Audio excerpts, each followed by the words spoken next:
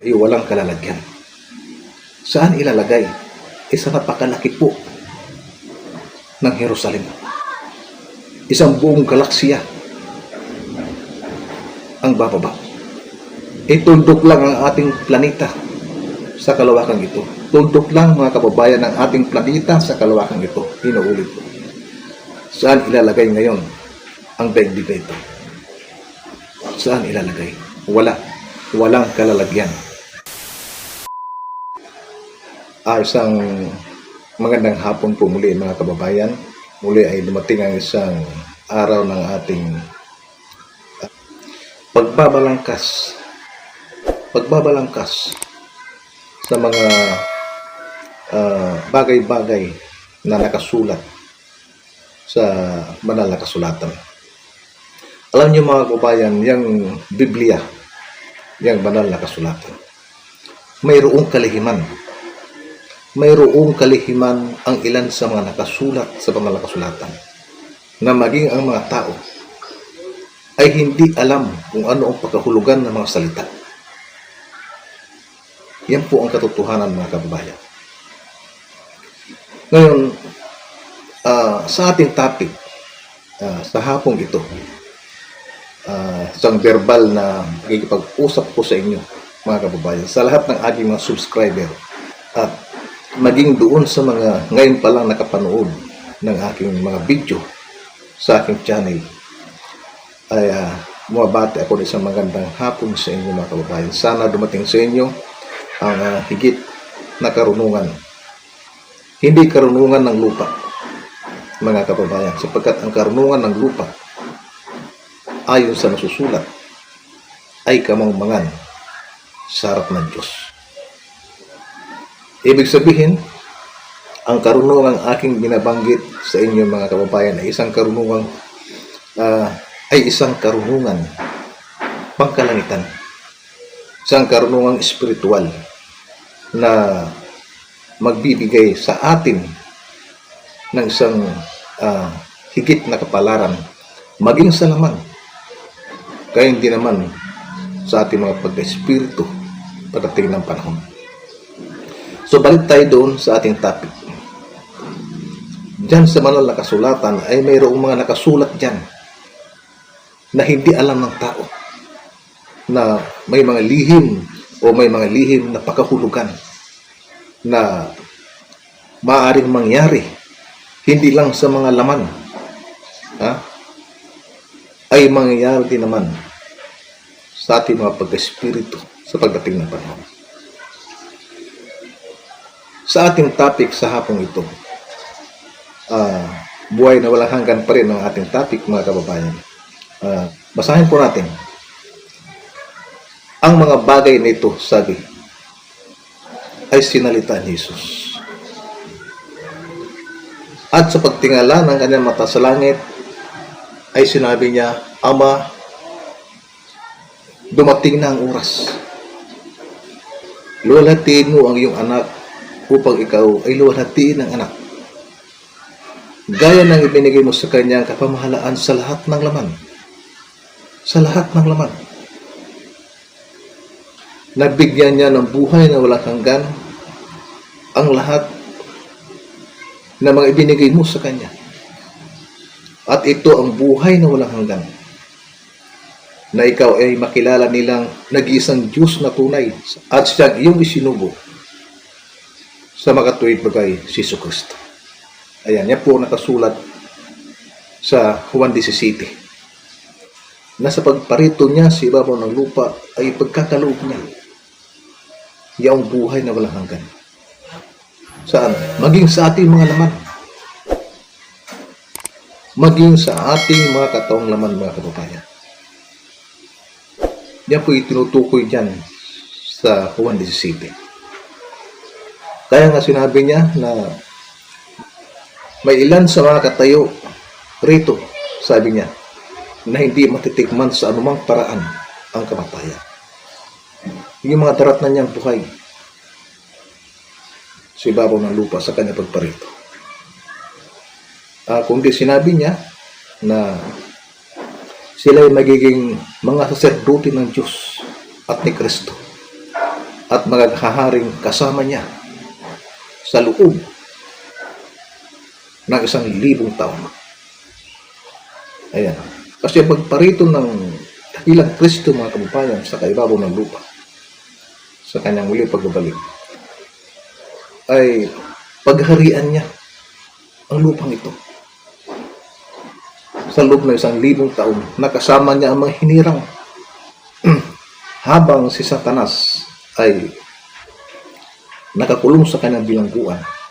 Ang Kristo naman ay nandito sa ibabaw ng lupa, na paghaharian niya ang sandaigdigang ito sa loob ng 1,000 taon, nakasama niya ang mga hinirang ng Diyos. Kaya nga sinabi dito na kundi sila ay magiging mga saserdote ng Diyos at ni Kristo at magkakaharing kasama niya sa loob ng 1,000 taon.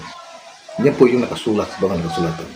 Kaya yung mga darat ng buhay sa kanyang muli pagparito, yun yung mga kasama niya na binanggit na mga hinirang ng Diyos. Kung ang gamitin ng dakilang Kristo kaurasan ay kaurasan ng langit, napakahaba pa ng buhay ng ating daigdig. Bakit? Bakit masabi? Sapagkat ang isang araw sa Panginoon ay katulad ng 1,000 taon.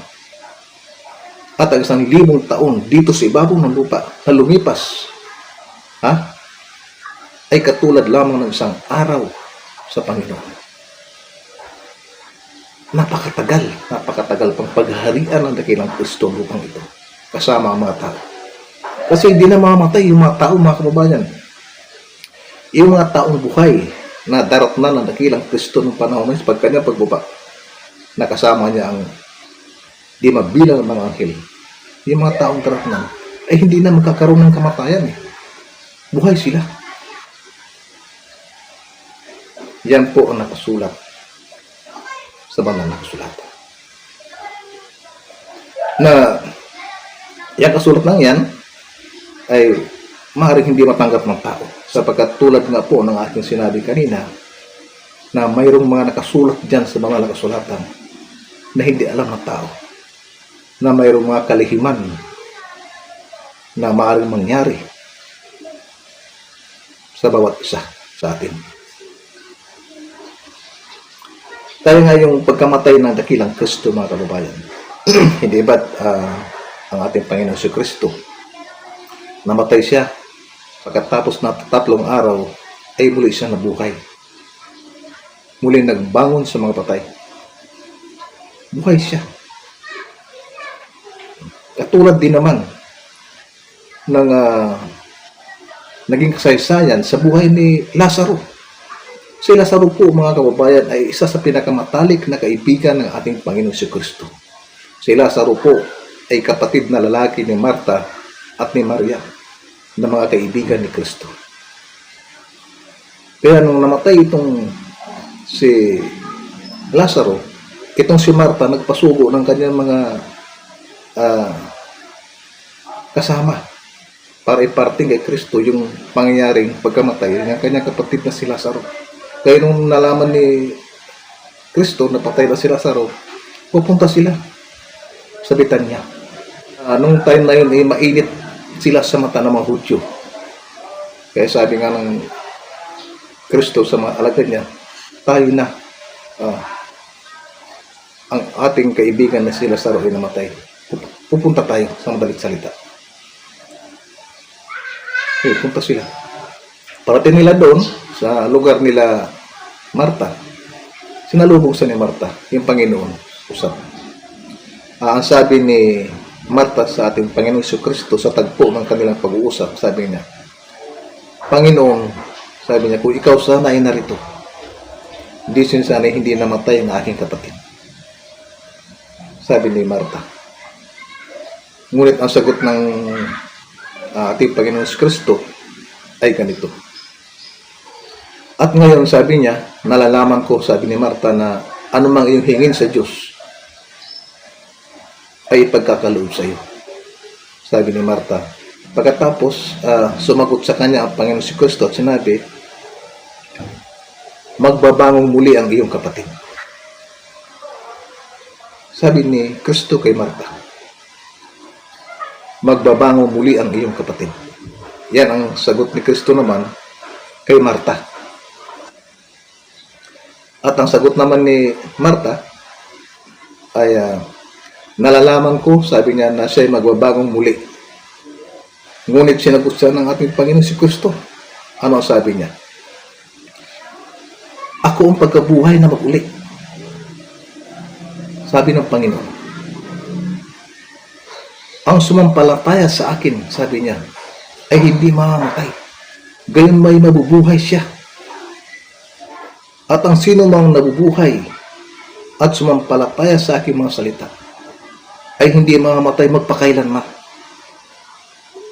Madiin po yung sagot ng dakilang Kristo. Di ba mga kababayan? O, yan ang tagpo ng kanilang pag-uusap. Pagkatapos, tuloy yung kwento nila ni Marta at ni Kristo. Sumatayon kasi na yung mga kababayan, dalawa sila ni Marta na nagpapalitan ng puro-puro. Tuloy na kanilang lakad. Pumunta na sila dun sa pinaglibingan kay Lazaro. Pagdating doon, itong libingan ni Lazaro ay mayroong mga nakatakip na isang malaking bato doon sa pintuan. Kasi yungib yun Yungib. Nasa ilalim nakalibing itong si Lazaro. Nung inutos ni Kristo na alisin yung takip, nagsalita na naman ngayon itong Marta. Sabi niya, Panginoon, 4 na araw nang nakalibing ang aking kapatid. Maaring nabubulok na ang kanyang bangkay. Sabi ni Marta kay Jesus. Ito naman ang sagot ngayon ni Jesus, mga kababayan. Hindi ba't sinabi ko sa iyo na kung ikaw ay sumampalataya, sabi niya, ay makikita mo ang kalulhatian ng Diyos. Sinampalatayanan mo ba ito? Sabi ni Kristo kay Marta sa kanilang pag-uusap. At sumagot si Marta at sinabi, Opo, Panginoon. Pagkatapos, yun na. Inalis na yung takip doon sa libingan ni Lazaro. Pagkatapos, inalis na yung takip. Nanalangin itong Panginoong Kristo sa Diyos, sa ating Ama. Nagpasalamat siya. Sabi niya, kahilingan. Alang-alang sa mga karamihan ng mga taong ito na narito sa aking palibot. Kasi nung time na yon, napakaraming tao na nandun sa palibot nila. Siyempre, humingi ngayon ang Kristo ng tulong sa Ama para lang mapatutuhanan yung kanyang ginawa. Ayun na. Nung maalis yung takip, pagkatapos na manalangin sa Diyos, sumigaw sa isang malakas na tinig. Lazaro, lumabas ka. Lumabas po si Lazaro na nakatali pa ang kanyang mga kamay at paa ng kayong panglibing. Ang mga bagay na yun, mga kababayan, katulad ng pangyari kay Kristo na nagbangon sa 3 araw at kay Lazaro na nabuhay mula sa mga patay. Isa lamang yan sa mga patunay maging ang ating mga katong laman ay maaaring mabuhay na walang hanggan. Itong mga katong laman ito maaaring mabuhay na walang hanggan sa ibabaw ng lupa. Basta sumampalataya ka lang sa ating Panginoon Kristo, mangyayari yun. Yung katulad ng pagkabuhay ng kanilang mga katong laman at kay Kristo, maging kay Lazaro. Isang patunay na maging sa ibabaw ng lupang ito'y maaari tayong mabuhay na walang hanggang buhay. Tulad ng aking sinabi, mga kababayan, na ito pong karunungan ito ay lihim sa karunungan ng sanlibutan.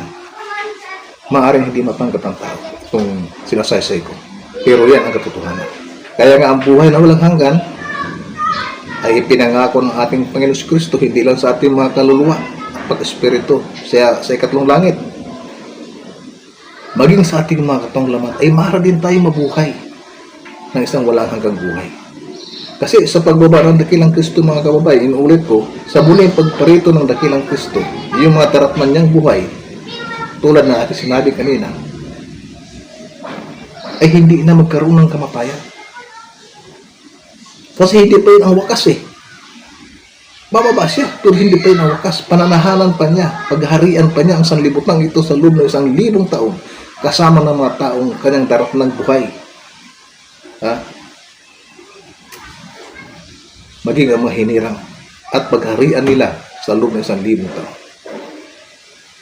At pagkatapos ng 1,000 taon, doon palang mangyayari na itong si Satanas ay kakalagan sa kanyang bilangguan ng kaunting panahon pa. At pagkatapos ay dadayain naman ngayon ni Satanas ang lahat na mahinirang ng Diyos sa bawang ng lupa. Napakarami nila, mga kababayan. Ang kanilang bilang ay katulad ng buhangin sa dagat. Yan po ang bilang ng mga kampo ni Satanas. Yun na, darating na wakas. O yun na yung panahon ng pagbaba ng bagong Jerusalem. Luluklok na ang dakilang Kristo sa kanyang luklukan at bababa siya. Ang kalawakang yan natin nakikita, maging ng mga bituin, kasama ng ating daigdig, ay walang kalalagyan. Ang lahat yan ay mahuwala. Kaya nga nasusulat sa aklat ni Mateo na ipinamalas sa kanya ng mga alagad yung mga malalaking gusali. Ang sabi ng dakilang Kristo, dito'y walang naiwang bato sa ibabaw ng ibang bato, sabi, na hindi ibabagsak. Ang lahat ng bituin, naging ng ibang mga planeta na nandiyan sa kalawakan sa pagbaba ng bagong Jerusalem, kasama ng ating daigdig, lahat po yan ay walang kalalagyan. Saan ilalagay? Isa napakalaki po ng Jerusalem. Isang buong galaksiya ang bababa. Tuldok lang ang ating planeta sa kalawakan ito. Tuldok lang, mga kababayan, ng ating planeta sa kalawakan ito. Inuulit po. Saan ilalagay ngayon ang daigdig na ito? Saan ilalagay? Wala. Walang kalalagyan. Yan ay nakasulat sa banal na kasulatan. So, hanggang dito po lamang, mga kababayan, ang ating tinatawag na topic. Ito yung topic, mga kababayan, ayon sa banal na kasulatan. Isang karunungang lihim na maaaring hindi matanggap ng tao, napagtakpan lang ng mga sari-saring kaganapan ng ating mundo.